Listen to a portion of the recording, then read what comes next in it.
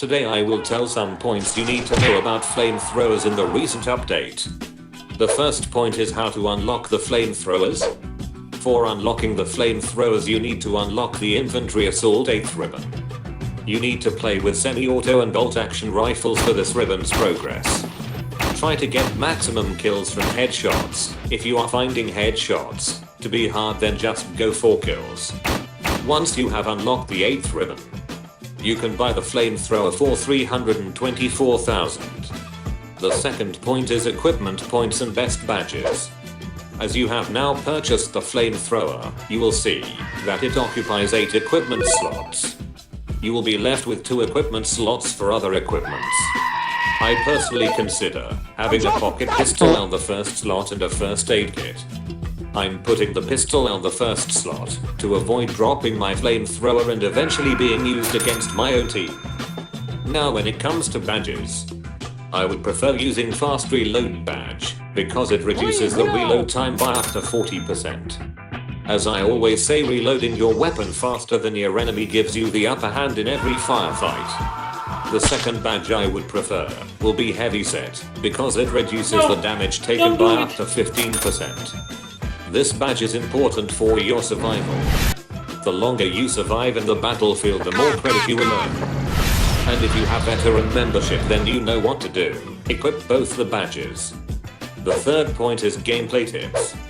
The first thing you need to understand is that flamethrowers are very short-range weapons. You cannot think it of like a rifle or SMG, so always have an idea about the distance of engagement before pressing the trigger.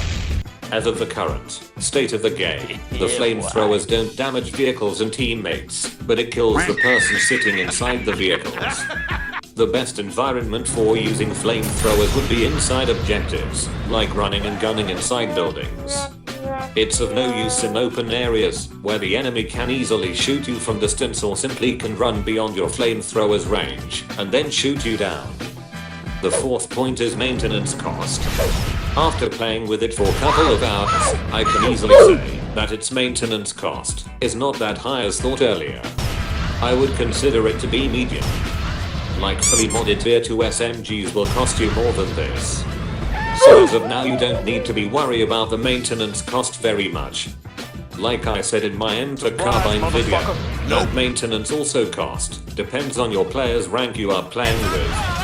I have played with my 15th rank soldier on staged battles without veteran membership, and I was able to make good amount of profit from these matches.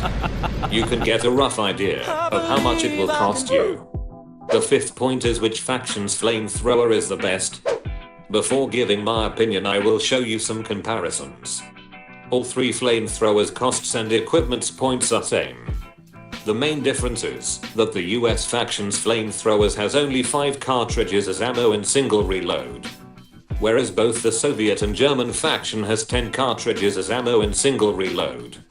Now surprisingly, when I compared each cartridge's fire time, I saw that the US faction's flamethrower has the shortest single cartridge fire time as compared to the other 2 faction.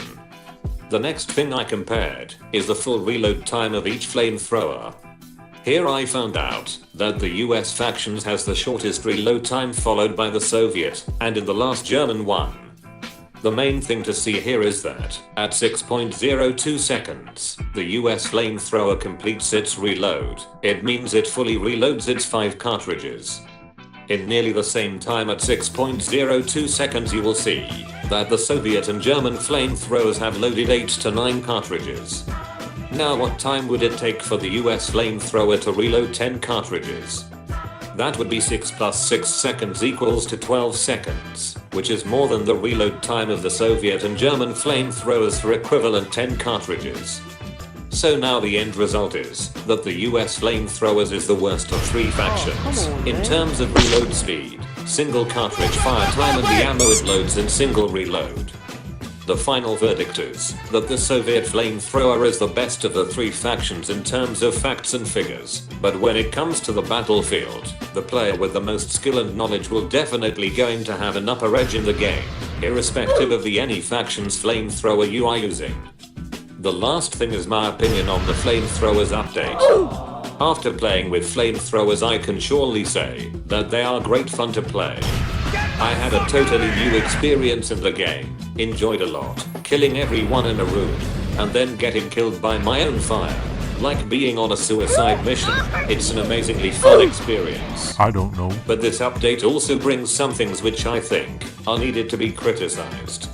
Like the FPS drop issues, hard to detect enemies in the bushes and trees, annoying burn scream sound effect, which sticks to the same point on the map, more rubber banding in the game and much more.